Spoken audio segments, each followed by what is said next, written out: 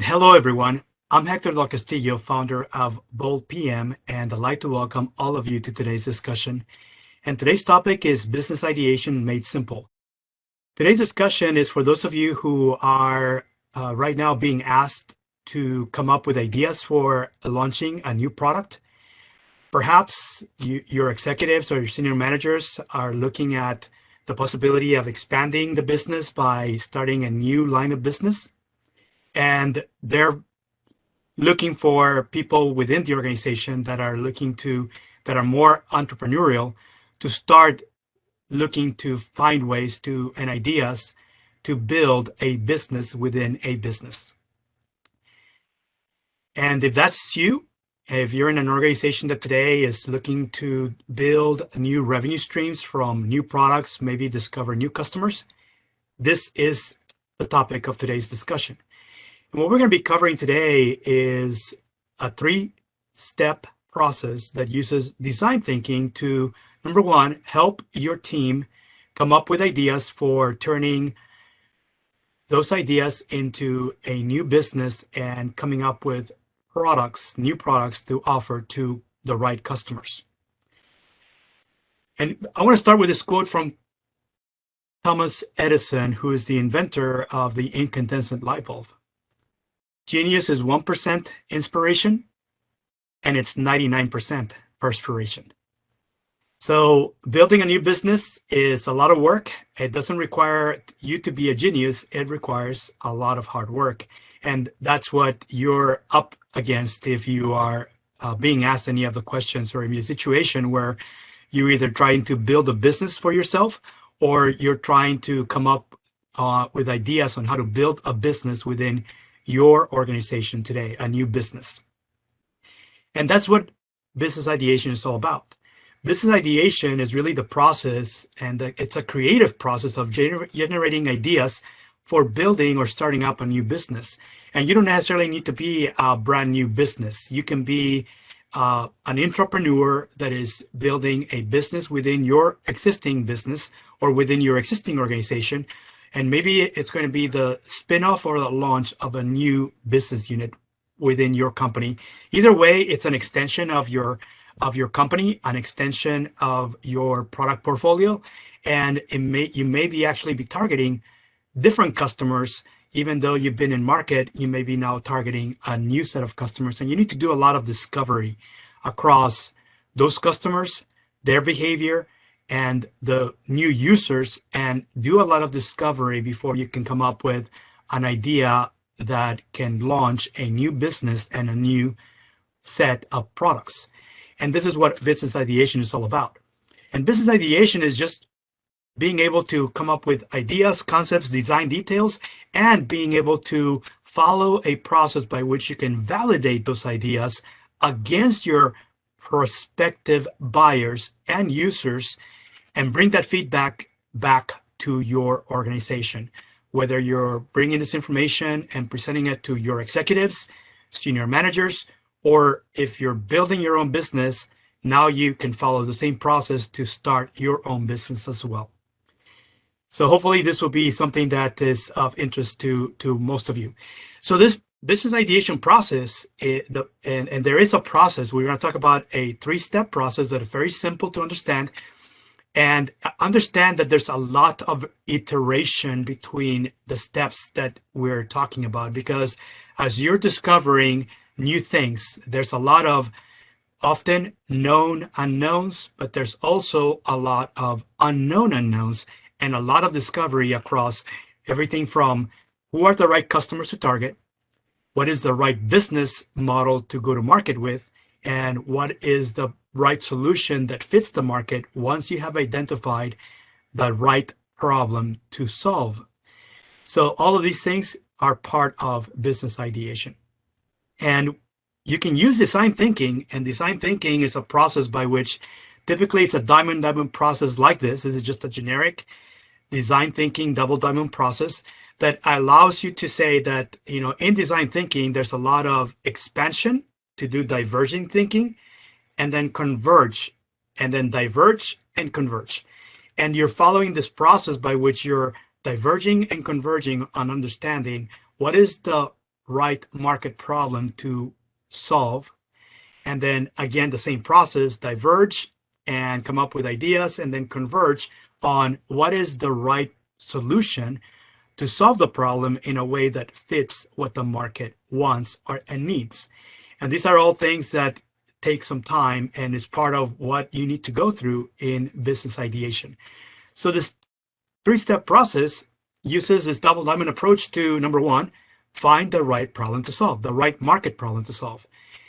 And number two, find the right solution. And then number three, find the right business model.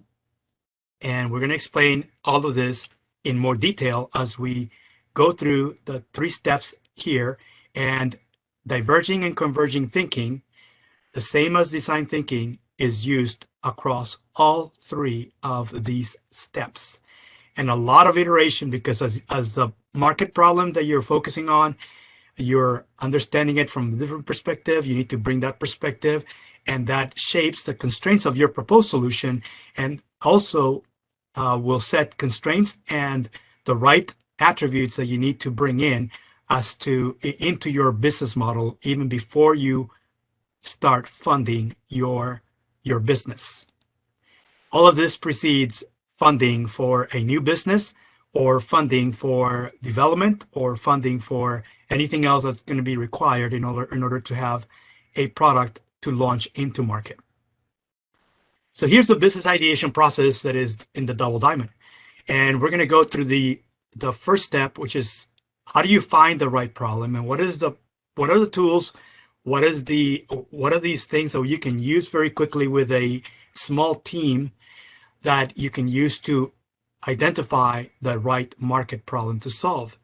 And then also the second step, once you have identified and actually posed the problem and reframed it and validated it against the right targets, the right prospects, then you're moving on to now figuring out how you can build some sort of non-functional prototype, some sort of mock-up that is about identifying the right solution, which you need to validate against those same targets that have the problem to ensure that this is the right solution for them and this is exactly what they're looking for, and not just assume that just because you can come up with any solution that is actually going to fit their needs and desires, because you're going to have to satisfy both, not just their needs, but also their desires before you actually have a complete product in their minds.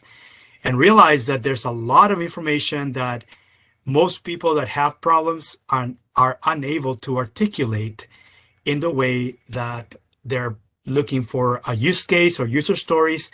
You have to do a lot of discovery to make sure you uncover as many user stories as you need in order to satisfy the majority of the market that has that market problem you found. So that's the second step. And then number three, we're going to use the same iteration across both the problem space and the solution space to come up with the business space and define the business model. And business model is just simply a fancy phrase to figure out how, once you have a product that you have in the market, how you're going to be able to actually make money by selling that product or the set of products, because it could be a product portfolio. In addition to that, how is it going to become profitable over time? And how can you actually prepare to now grow the business and then scale it very quickly? Because that's the name of the game nowadays. In most companies that become overnight sensations, quote unquote, usually take 3 to 5 years. And in this 3 to 5 years, they go through this entire process that I'm speaking about, and they're able to launch a product and very quickly capture many buyers and users, and then they focus on scaling acquisition of more buyers and users over time with the same solution. So obviously you don't want to miss anything in the business ideation, because if there's any errors or omissions, then you can bet that once you begin design and development and building something, you're probably going to be missing something in your solution because you didn't do enough discovery during the business ideation process. So typically you want to make sure that you spend as much time as possible and find out everything that you need, that you should know about, and even things that you didn't consider that you should know about, and discover those things before you proceed to actually fund the company and begin design and development of a product. So brainstorming is used widely in business ideation. This is part of the creative process. And there are many different ways to brainstorm, but here's some basic things. You want to make sure that everyone in the team that's involved, first of all, brainstorming can occur individually and it can be done as a group. For business ideation, you need to use both. I repeat, if you want to start a new business that actually works, the more perspectives that you have during the ideation process, the better off you're going to come up with a winning business model and a winning solution, your product or set of products that you're going to be focusing on building at some point once you get the company funded. So you need to do both individual and group brainstorming, not just one or the other. And this is just one way of doing it. When you start doing brainstorming, you can put different ideas on sticky notes or Post-its, put them on a wall or a whiteboard, and start arranging them by themes. But the brainstorming process will just add. This is where you start just adding as many ideas as you can possibly explore before you start shooting down anything. You want to have a lot of different things, and the more ideas you can come up as quickly as possible, that is the name of the game. A brainstorming exercise, if you spend 10 minutes, you want to make sure that in those 10 minutes, you have as many ideas as you possibly can. So ideas per minute is really what your metric is. The more ideas you have, the better off you are once you start looking for themes. And this process of doing this is called doing affinity diagrams, because you're going to come with different uncluster number of unorganized ideas, and you're going to organize them into clusters, and those clusters can be themes that could be anything, and that's done jointly by a group, by a team. And you can use a blank canvas, or you can use a wall. Blank canvas is just something that you can do if you're doing this on PowerPoint or some other collaborative tool where you can actually have a virtual team that is remote, and you can actually go through the brainstorming process online. So a blank canvas is one of the tools that is a visual tool that is available for you to actually carry out a brainstorming exercise. And in here, you can follow the process where you can just put and you can get your team members to add unorganized ideas, and you can have them do this individually on their own and then contribute to the blank canvas as a group. And the more ideas you can bring during a brainstorming session, the better. And then start as a group, defining them, dividing them into, clustering them into themes. And if all of this is about coming up with possible new businesses to start, there are plenty of other ways, because if you can't come up with ideas for maybe a possible new business or a new product to offer, there's always lists that are published. Here's one list that I found just by doing a search. And this one is published by Business Management Degree. It's actually just a list of the 30 best businesses to own in 2022. So if you're starting up a business, you need to think like a business owner. You need to think like an entrepreneur.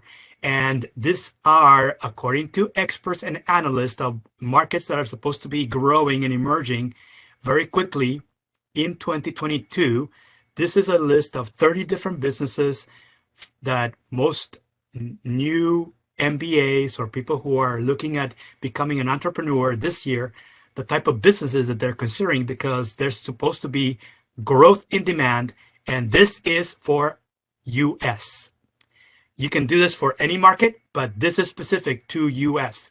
Just realize that other markets, other sectors may be growing faster than others, and it may be different from US to this year compared to your market if you're somewhere outside of US.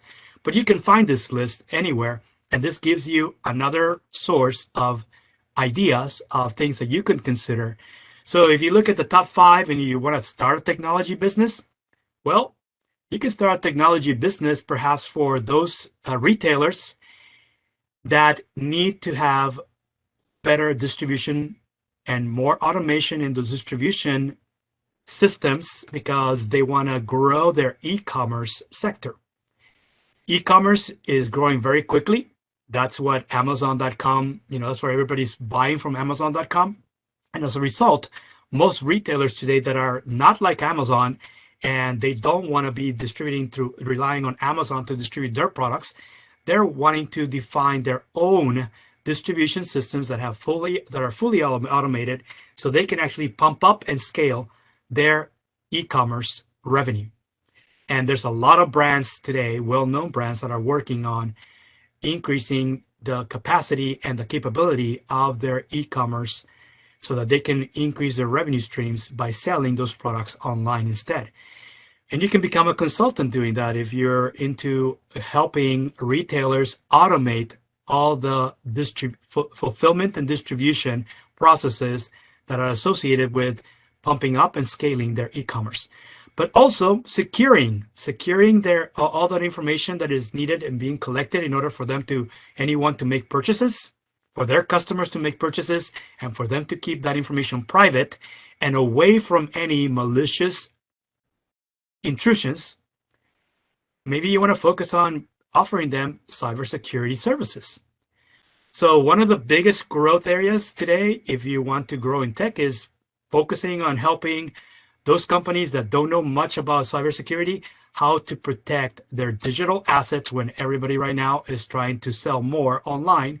And therefore, they have to collect all this personal information about their clients and their customers so that they can continue selling more online. And that is going to be a pretty big market, not just for large companies, but also for figuring out how to protect small businesses of all shapes and sizes. Not just brick and mortar small businesses, but other types of small businesses. Those are the top 5, and those are tech-related, software-related type of businesses. So if you're into doing that because you have a technical background, these are ideas as to the type of businesses that you should consider in actually starting up this year. Regardless of that, you can detach, whatever type of business you want. You can start with that. But then you can focus on figuring out, okay, what problem am I solving and for whom? And that is the process of where it starts, because you might start with ideas as to the type of business you want, but ultimately you want to focus on understanding what is the market problem that you're solving first and for whom, and how often these people are experiencing that problem and what happens when that problem occurs, and what is the level of frustration or what is the emotional the emotions that they go through when they encounter the problem, and how would they feel if somebody would come in and solve their problem and understand everything that is associated with that problem. So to go through that, and before I get into this, we can actually say, why is this important? Why is this the first step? Perhaps you're asking, if you talk to us about, I want to start a certain type of business, why is it important for me to understand the problem that I'm solving? Well, here's a quote from Albert Einstein. And this quote is out there in the internet, and this is what it says. If I were given 1 hour to save the planet, I would spend 59 minutes defining the problem first, and then 1 minute resolving it. What Albert Einstein is saying, it is most important, especially when you have the background to build solutions. So if you have some sort of technical background and you're taught to build, and that is what you do,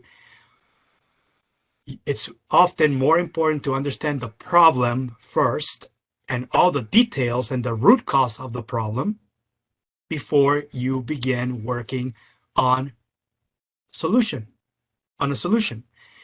And this is why we start this as number 1. And there are processes you can find to actually help you and your team define the right problem to solve. Here's one. This is actually from a publication, an article that was published on Harvard Business Review. I believe this is from some sort of consulting firm. I believe it's Innocentive, the company that has this framework.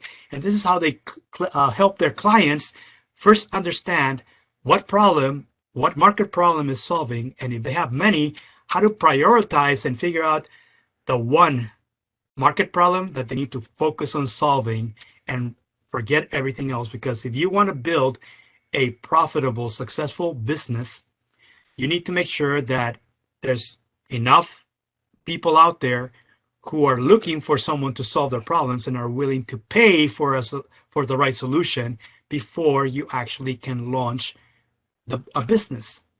And this is what they do to help organizations find the right market problems to solve, that they can now consider figuring out what is the right solution to actually build and to actually just validate that solution before they can begin design and development.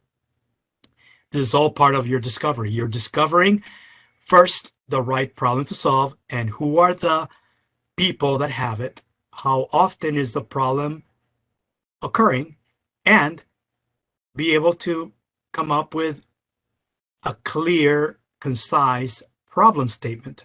That is the output of this process.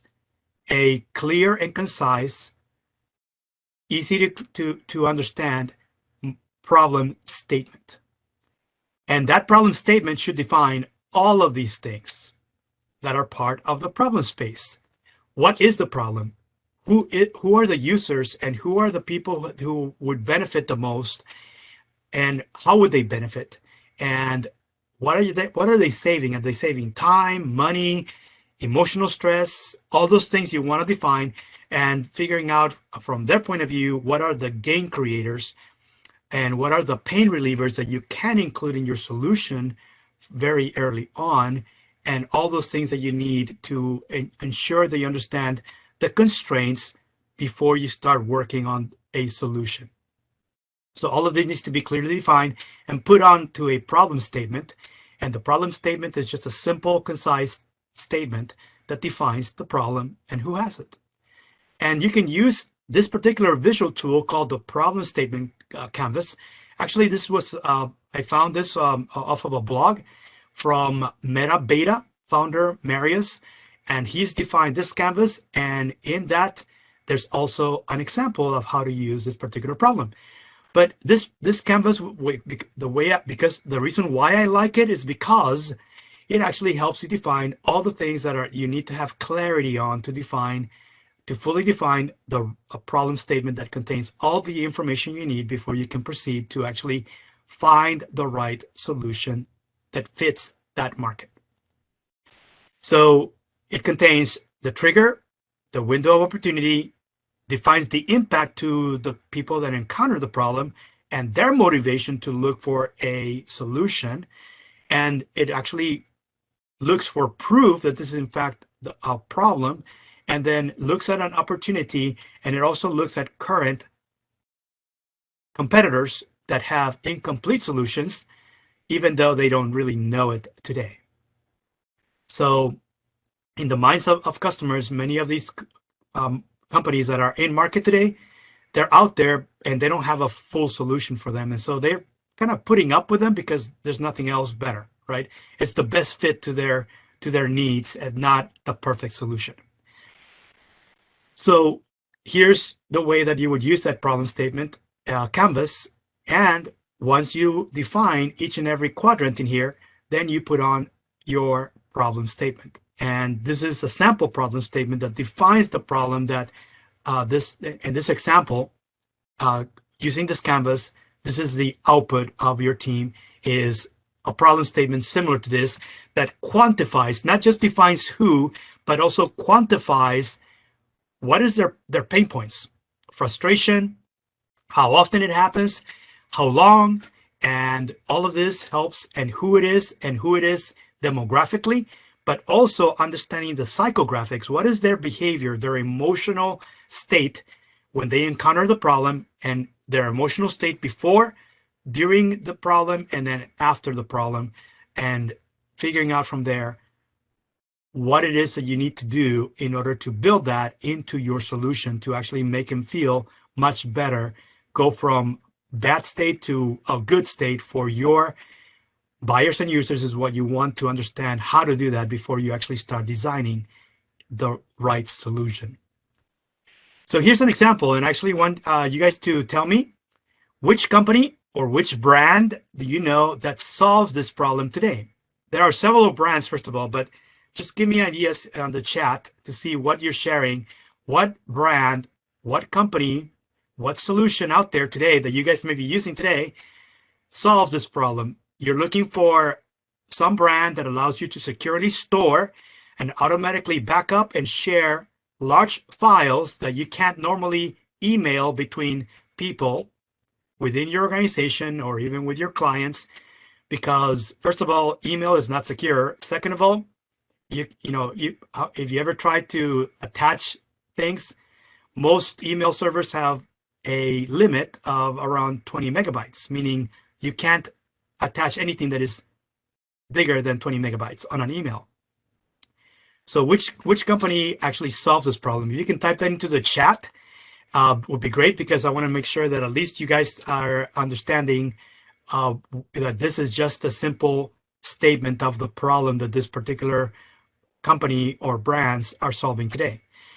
And I'm going to give you the answer to move on. This company today is Dropbox and also Box. So Dropbox and Box. How many of you are using one or the other or both? And if you know, they're pretty much the same product, just a different brand. And the only thing that varies between one and the other, for the most part, you can argue, well, Box is more secure, or you can argue that Dropbox is much easier to use because it doesn't require you to get any training. It's pretty intuitive and easy to use. And therefore, this is why a lot of people just adopt one or the other.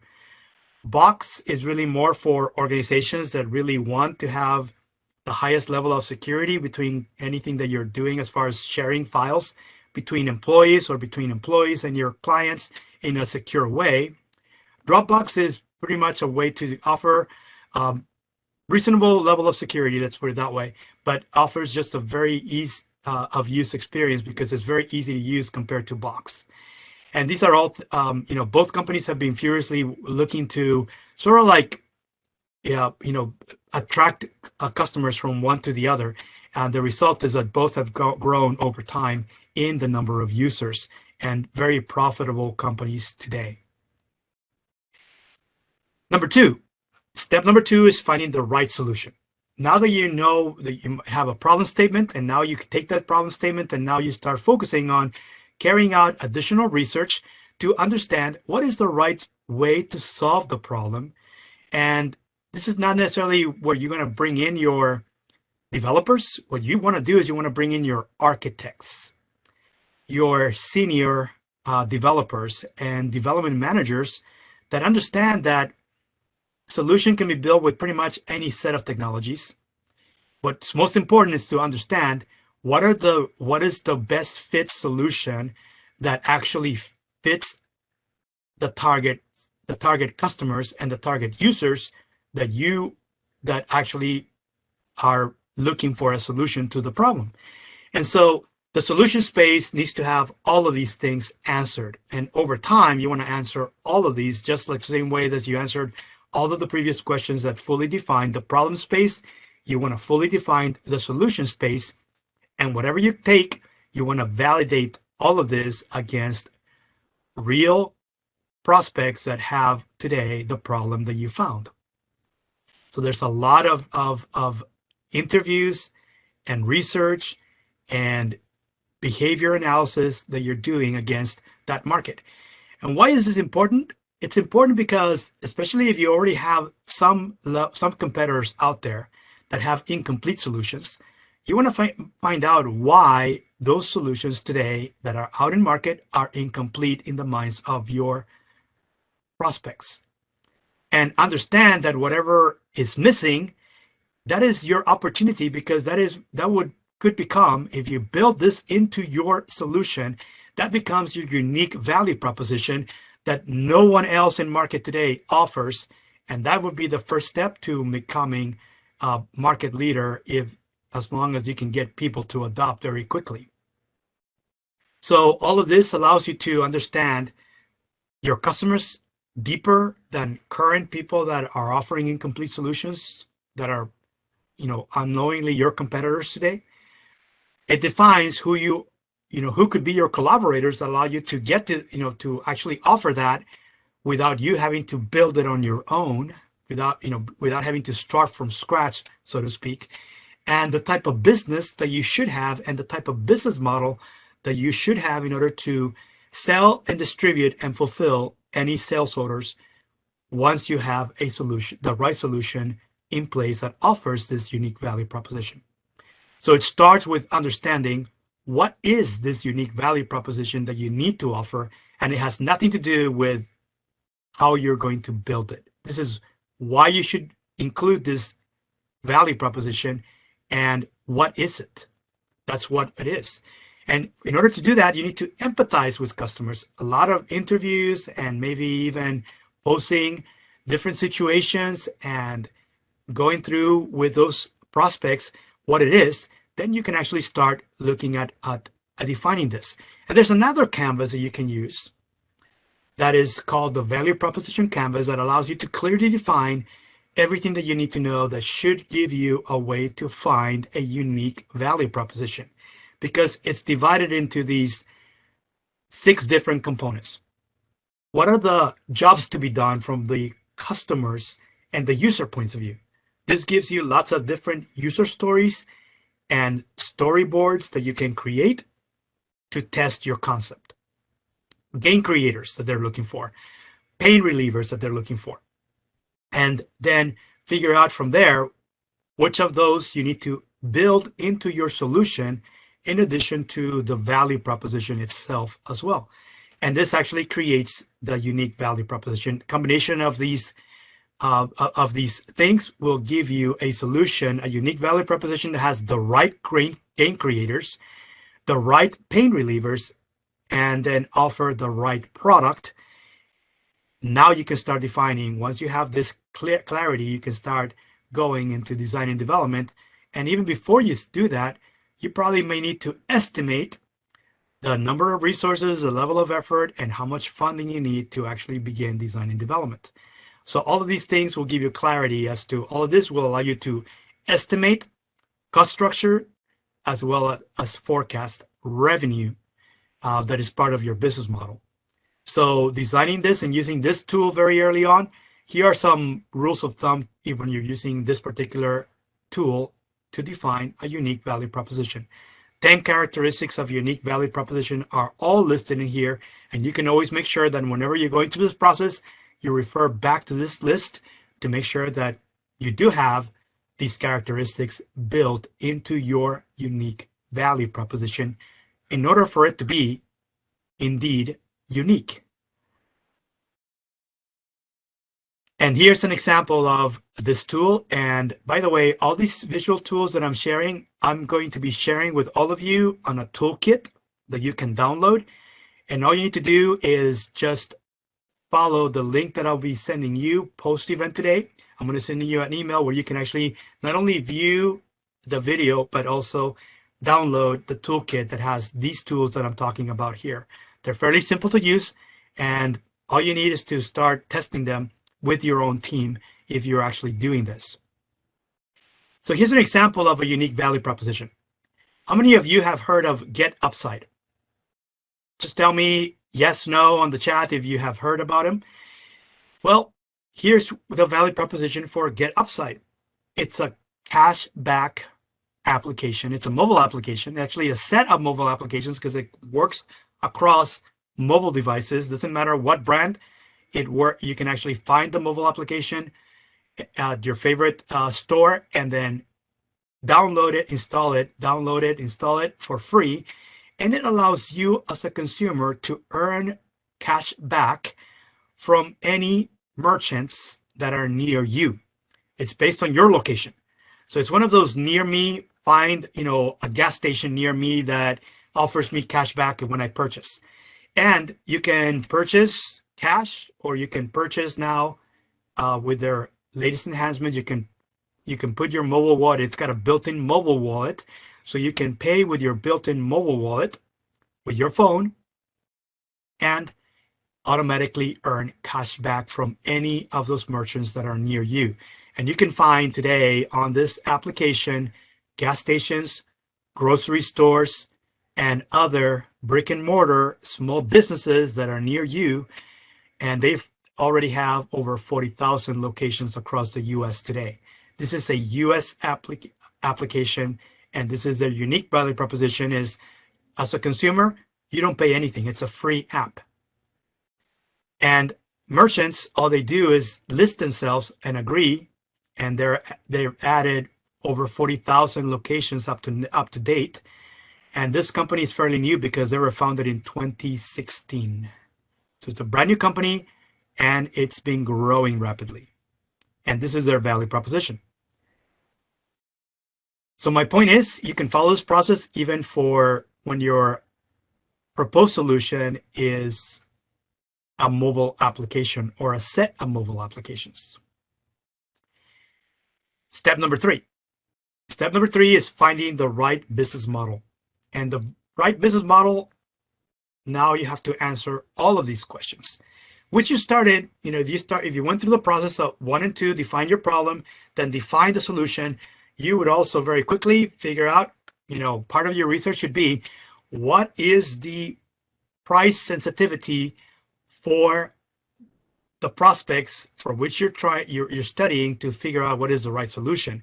Very early on in the ideation process, you should also be understanding what are they paying for those incomplete solutions today, and what are they willing to pay for a solution that has a much better fit to their use cases and their user stories than anything else that is in market today. And that allows you, doing the research, allows you to start looking at their price sensitivity and allows you to estimate what your unit price range should be when you enter the market once you have a product to launch into market. All of this should be part of your business model, because your business model includes a forecast on revenue. And you can't forecast revenue unless the easiest approach is to say how many plans you're planning to sell and what is the price point of each of the price range of those plans. If you're selling software as a service, or if you're selling widgets, what are the price points of those widgets depending on where you're going to be selling them or how you're going to be delivering to your customers. Either way, you're going to need that information before you can move on and figure out, how are you going to get funded to build this business. So this is why you need to build a business model, because any investor, even your own executives, if you're building a business within a business, they want to know, what is the ROI? What is the return on my investment if I decide to invest this much? What am I going to get out of it? And how soon will I see profit coming back from that investment? Any savvy investor will ask you those questions, and in your pitch, you need to have that answer.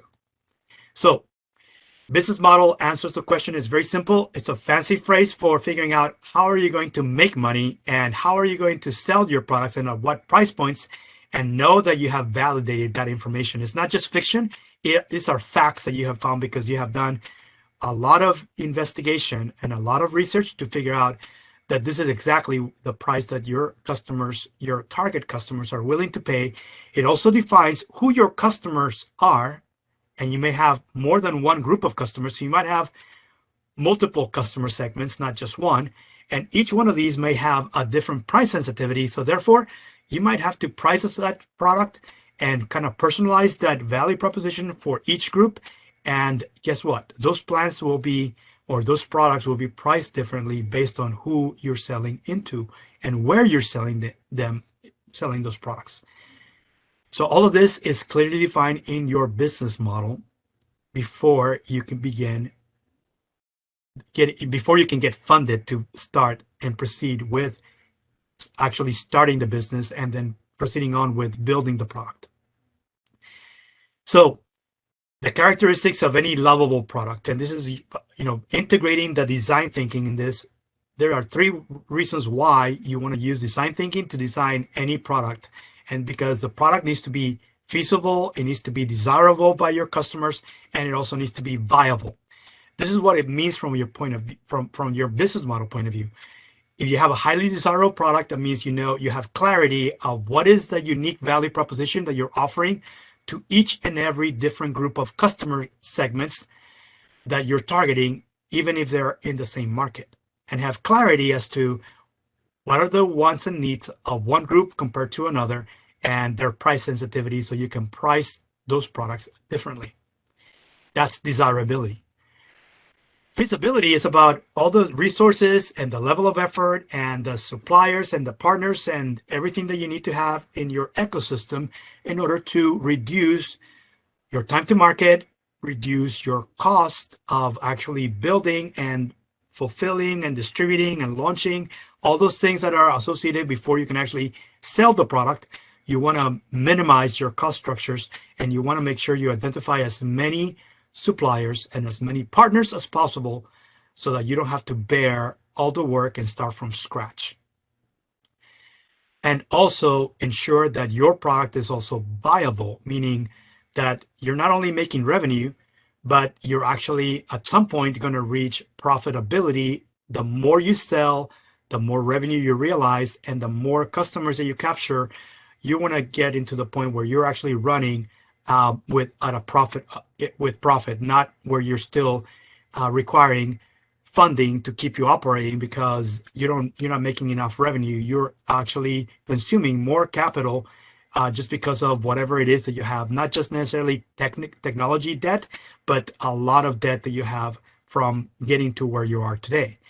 And many companies today, when they are struggling, especially in the post-COVID-19 market uncertainty, many well-known brands, retailers, and even other types of companies have struggled because demand dropped significantly, and it's going to be a long struggle to get back to where they were at the end of 2019.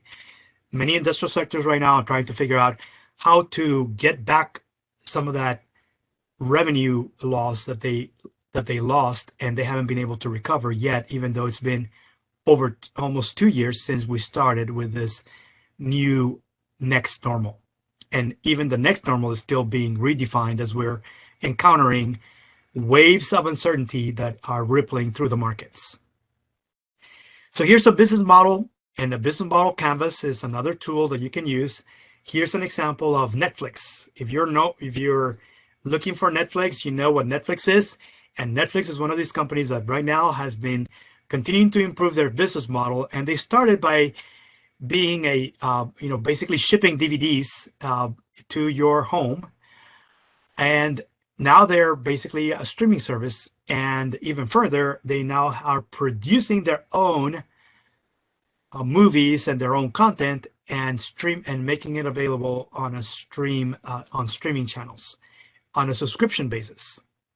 And they're trying to get more subscribers because that's the name of the game. If they want to continue growing, becoming more profitable, they need to convert and acquire more subscribers today. Even though we're talking that they already have a few million subscribers, they're trying to gain more subscribers in different ways by customizing the streaming content for each and every market. And here's Upside business model. GetUpside with the mobile app, the cashback mobile app I spoke about earlier. I told you earlier, they were founded in 2016. So they're only 5 years old this year. And they're actually a company that is headquartered in the DC metro area. They started up in DC, and now they have locations. If you look at their information on their website, they actually have developers across North America, but also outside of North America, and different locations, but their headquarters are in the DC metro area. And their revenue streams, they're not monetizing from you and I that as consumers, we're just downloading and installing their app for free and we're using it, right? So they're not getting paid by the users. Users are consumers. And the reason why we're going to it is because of the promise that we're going to get cash back from any small business retailers or merchants that are near us based on, do we need a gas station? Are we looking for a nearby restaurant? Or are we looking for a nearby grocery store where we can get some cash back even though we don't have a loyalty program with them?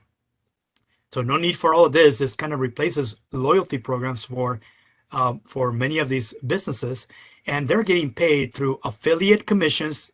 It's an agreement that they have between themselves and the merchants that they show on the app when you're looking for any of these type of businesses on their app. And it also allows the merchants to even get better placement. So if they're running some sort of promotion, you're actually seeing, hey, the Shell station near me has this promotion that it's today is Thursday. I want to go and get gas because it gives me extra savings or extra cash back if I go and fill up today, even though I may not be looking to fill up. Now I'm getting notified that if I go to this station that is near me, I'm going to get even more cash back because that's on promotion. So those are all things that they can do and allow the small business merchants that have not much of an on e-commerce or loyalty or rewards programs to actually start creating these where they are attracting the few millions of users, consumers that already have GetUpside on their mobile device that is with them at all times. And by the way, GetUpside is, according to Statista, and I believe also, I forget, it was either KPMG or some other, or Booz Allen, also publishes fastest growing companies in US, and GetUpside is the second fastest growing company today. And it's a mobile app that is a cashback mobile app. Doesn't cost us as consumers any money, but they're getting adoption very quickly, and lots of merchants adopting, becoming, having agreements with GetUpside because they all want to be shown to their consumers. They've been getting lots of consumers and also gaining lots of merchants. Today, they have over 40,000 locations across the US, and they've been growing. This is a growth rate according to a chart on Statista. That was from last year alone. So it's a very quick, and it's a perfect example. I think GetUpside is a perfect example of a company that used this simple 3-step approach to figure out what is the right problem to solve, who are the right buyers, who are the right users, and what is the number of users that we need and the number of merchants that we need in order for our organization to become profitable. Just recently, last year, GetUpside got additional round as their next level of funding, and they're already funded at a tune of around over $50 million. That should keep them operating for the next 5 years easily. And this is what's allowing their growth because they're furiously adding more merchants and more locations in US in order to capture even more consumers. So that's it. That's a 3-step process, as I mentioned. If you go to the link of the post-event page that I will email you after today's discussion, there'll be a download link where you can download the toolkit to the tools that I'm talking about, an explanation and description of the highlights of today's the 3-step process: find the right problem, find the right solution, find the right business model, and everything that you need to help a team come up with ideas to start up a new line of business or a new business within your organization today, if that is what you do. Also, if you want to reach out, here's what we do as Bold PM. We inspire the next generation of product professionals and help them turn ideas into valuable products. We also help those that are entrepreneurs as senior product teams to actually turn ideas into fast-growing businesses. And we help your teams by growing them, building them to become high-performing product teams by following the type of methodologies that we spoke about today. And you can also build your organization's growth, help your organization's growth engine grow even at a higher rate. So you can get a higher growth rate, or you can actually start scaling your growth as an organization. Also, there's a set of Bold PM Academy workshops that I offer, and these are live online workshops. For more information, you can follow this link at the bottom of this slide and go there. I'm going to share this also online and also on the post-event page. But finally, here's a way you can contact me. I'm going to share this information also And as a thank you, if you connect with me, I will send you more information about this sooner than I will send to the people that will contact me afterwards. But probably within the next day or so, you will see a link to the post-event page, and has a lot of this information that I'm speaking about. But you can also connect with me, let me know that you attended this particular session. And if you have any questions, feel free to request a free discovery call, and I can give you a demo or just go through, assess your current situation, and maybe give you some guidance, some actionable steps you can follow. And if you need further help, we can also talk about how I may be able to help you and your team if this is something that you need to do this year as fast and quickly as possible. So with that, Susan, I think we're ready for questions. I wasn't really sure if we have got any questions on the chat, but I wanted to make sure that at least we give anyone that wants to, if you have any questions, you can type them in on the Q&A, or also you can you can just send them in right now, and Susan will let me know if you have any questions as well. And I'll be sharing some of this information that I just shared about also via the chat, so you can go directly into those links and then just kind of follow up. Great. Well, thank you very much, Hector. Thank you. We do have some questions. This one was posted to me privately, so you did not see it. But it states, I use design thinking to help organizations brainstorm on ideas for new ways to solve gaps and challenges, and also leapfrog possibilities. Clients want metrics to measure. Is there a simple tool for creating data analytics benchmarks and measures that can be learned and deployed to support my work? So there's not really current tools. I mean, what you find is that, for example, I gave you the example of the metric you want to have during a brainstorming exercise, right? That if you're going to spend so many minutes, the more ideas, ideas per minute, what is the average ideas per minute? And what you find is over time, you're going to, when you first start a brainstorming exercise, you're not going to get that many ideas first. But as the same team goes into a brainstorming exercise over and over and over, the more practice, the higher the velocity of ideas per minute goes. And you want to gauge velocity just the same way that you gauge velocity and when you're already doing design and development for agile product team. Brainstorming, you're keeping track of the number of ideas, the number of concepts, and the number of design details, because those are all separate things. And you want to have at least some sort of idea management system that allows you to capture this, and over time define the analytics, the metrics that are important for you. And as I mentioned, these tend to be very intangible, because what you find is, number one, not enough people spend time doing business ideation. And not many people, number two, not many people know that design thinking can be applied to business ideation. This particular session already has done the integration of using design thinking process to do your business ideation, and the metrics out there can be pretty much whatever it is that you have. I haven't seen in any publication anything that says here's the metrics, so you would have to come up with your own. And as part of designing the business, following this process, you figure out, maybe it's more than one problem that you want to identify, because you need to prioritize and have clarity that out of many problems that you could solve, one is a better choice. If you really want something that is, to build a business that can scale in the next 3 to 5 years, you need to know that you have the right problem, and maybe it's more than one problem that you need to test and do a lot of A/B testing before you actually narrow down to which is the better market problem to solve. And this is the reason why you want to have things like hackathons, ideathons, and other things that are actual events. And what you find is most companies have not just one team, they have multiple teams doing this business ideation process, and that's the only thing that works.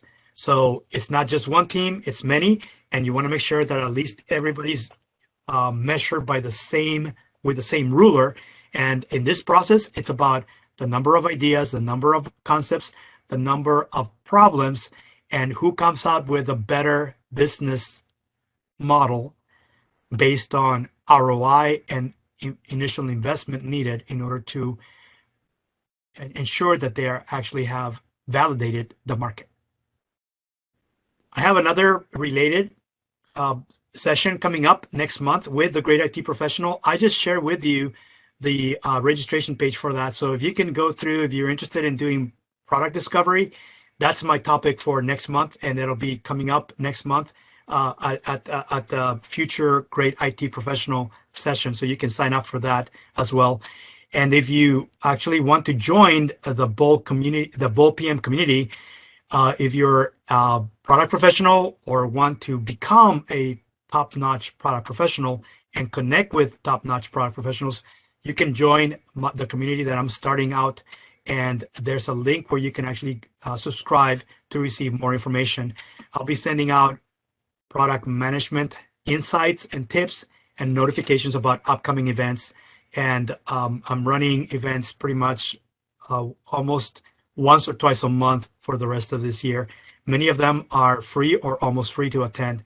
So if you're interested in becoming a better product manager, a better product professional, if you're actually working in a product team, these are the kinds of topics that I speak about ongoing.